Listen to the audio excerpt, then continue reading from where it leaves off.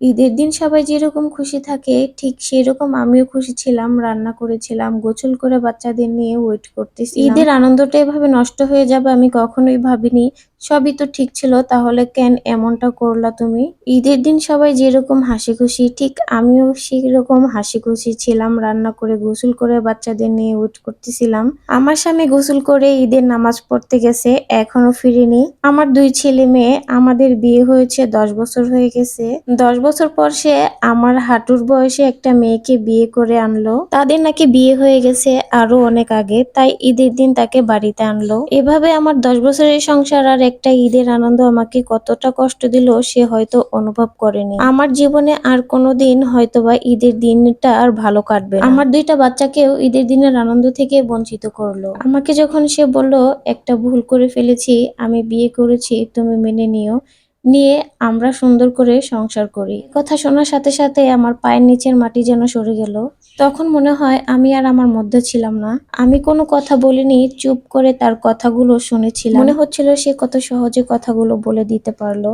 আমি মানতে পারবো কিনা সে একবারও ভাবিনি। 10 বছর তার সাথে সংসার করলাম, তাকে আমি 1 মিনিটের জন্য চিনতে পারলাম না। আসলে পৃথিবীতে সবচেয়ে মানুষ চেনা কঠিন। যার সাথে এত বছর থাকলাম তাকে এখনো চিনতে পারলাম না। আমি আমার 10 বছরের সংসার কাউকে ভাগ দিতে পারবো না, তাই সবকিছু ছেড়ে দিয়ে চলে আসলাম। ওই সংসারটা আমার তিল তিল করে গড়ে তোলা ছিল।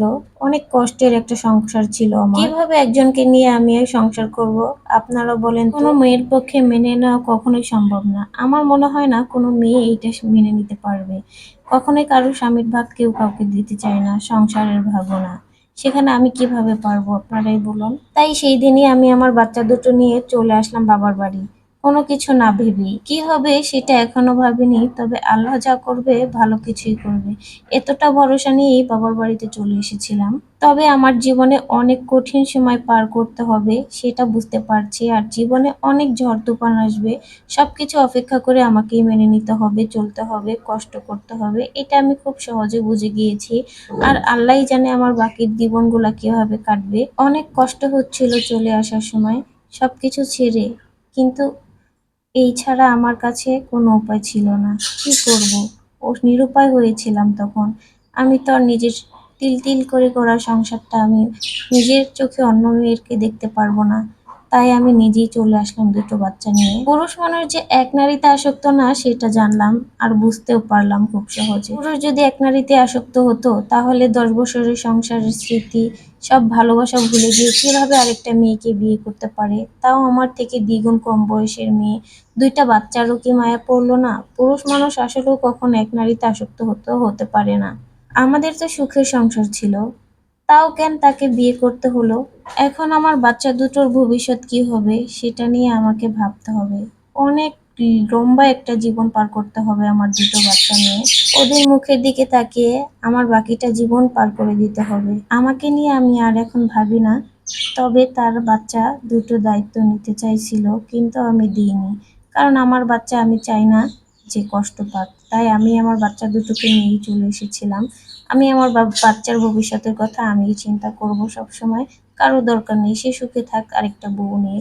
আমাদের সুখের কথা যদি সে ভাবতোই, চিন্তাই করতো, তাহলে কখনোই আরেকটা বিয়ে করতে পারতো না। আমাদের সুখের সংসারটা ভেঙে নষ্ট করে দিতে পারতো না। এরপরে বাবার বাড়িতে চলে আসলাম। এখন আলহামদুলিল্লাহ আমি একটা ভালো জব করছি।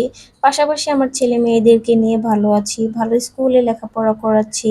এবং কি আমার বাবা মাকেও আমি সাহায্য করতে পারতেছি। আলহামদুলিল্লাহ আমার এখন ভালো একটু সময় যাচ্ছে। সবাই আমার জন্য দোয়া করবেন, আমি যেন বাচ্চা দুটোকে নিয়ে ভালো থাকতে পারি, সামনের দিকে এগিয়ে যেতে পারি এবং আরো ভালো সময় কাটাতে পারি, এবং কি আমার বাবা মাকে আমি সাহায্য করতে পারি। সবাই এটাই আমার জন্য দোয়া করবে। যাই হোক গাইস, ভিডিওর পুরোটাই ছিল একটা গল্প। আমি একটা ফেসবুক টাইমলাইনে থেকেই গল্পটা নিয়েছিলাম। আমার কাছে খুবই ভালো লেগেছিল, তাই আপনাদের সাথে শেয়ার করলাম।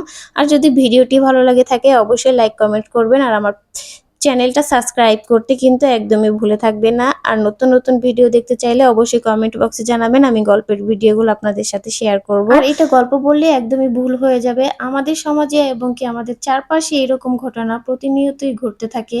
কেউ এটা মিথ্যা বলবেন না, কারণ এটা আমার একটা আপুর নিজস্ব লেখা ছিল, ওইখান থেকে নিয়েছি।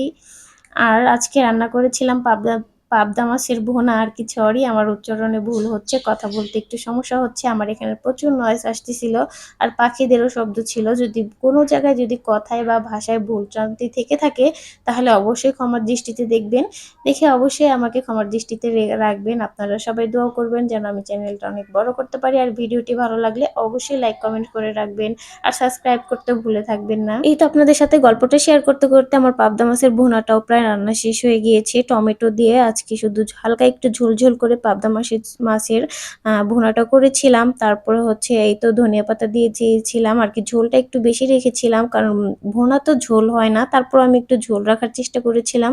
আমি আর কি শুধু আর কি খেতে পারি না ঝোল ছাড়া, ঝোল রাখলে অনেকটাই মজা লাগে আমার কাছে খেতে। আর তো পাবদা মাছের ঝোল হলে তো কোনো কথাই নাই। আপনাদের কার কার কাছে পাবদা মাছের ঝোলটা খেতে ভালো লাগে অবশ্যই শেয়ার করবেন। আর কি ভুনাটা আর কি আমি একটু ঝোল করে রাখি, এর জন্য বললাম সরি। হ্যাঁ, কার কার কাছে ভালো লাগে অবশ্যই কমেন্ট করে কিন্তু জানাবেন। অনেক কথা বলে ফেললাম আর আজকের ভিডিওটা ছিল এতটুকুই। আবার অন্য কোনো একটা ভিডিওতে সবার সাথে দেখা হবে। ভালো থাকবেন, সুস্থ থাকবেন, আল্লাহ হাফেজ। আর পরবর্তী ভিডিওটা দেখার জন্য সবাইকে আমন্ত্রণ রইল। আর সবাই ভালো থাকবেন, আল্লাহ হাফেজ।